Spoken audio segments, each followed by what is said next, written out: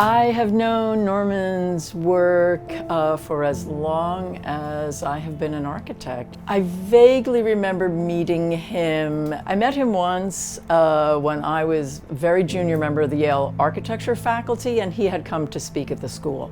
Then I met him again when I became dean of the Yale School of Architecture. And first, unlike many architects, Norman's work and the work of his practice has an impact beyond just the building. There are also thoughts and concerns about cities, infrastructure, and the climate crisis and growing population imbalances and services. I would describe his influence as significant. The buildings are beautiful, their environmental role is taken seriously and considered, but I think ever more significant now as people look to him and see that he has, over the decades, talked about the confluence of all these things, cities, infrastructure, and buildings, in a way that few others have, and now we all recognize that that's how these things have to be thought about, cohesively, coherently, and together.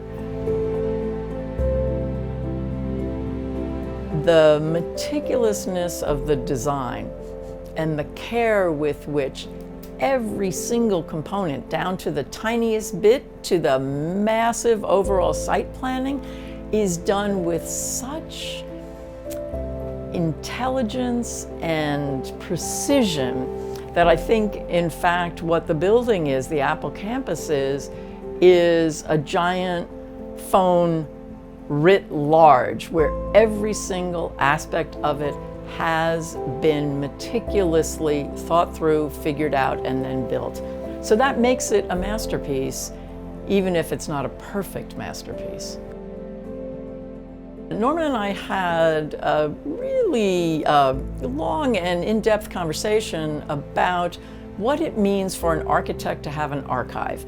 And I think particularly when you're at an old and influential university like Yale, you think of archives as being papers with words on them, where writers have put their manuscripts in boxes. But what Norman has done at the foundation and what his archives are really about the documentation of a lifelong creative process. So one, they include drawings, they include freehand drawings, they include construction documents, and they include objects of all sizes that he has collected over his life that are creative inspiration, I guess I would call them. What do you do with the creative work in the past? You learn how to look at it, dive deep into it to see the process that led to the finished building. I went to Madrid. I hadn't been there since I was a college student, and I went to Madrid to visit the foundation when Norman and Elena were there, and the archive itself is exceptional. I mean, it was just truly magical to be there. It was inspirational. I came back all charged up about doing drawings again, having been at the archive and at the foundation. I think hopefully it's an inspiration to other architects to give back to the architectural community. All young architects from around the world would learn from Norman. Document your thought process, never stop drawing, and most importantly, never stop looking around.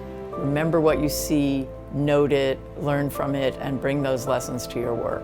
I think Norman Foster's career as an architect is larger than any one building. It is how Norman Foster has conducted himself in the world as an architect, showing leadership, showing intellectual capacity, showing endless curiosity, which is something none of us should ever lose.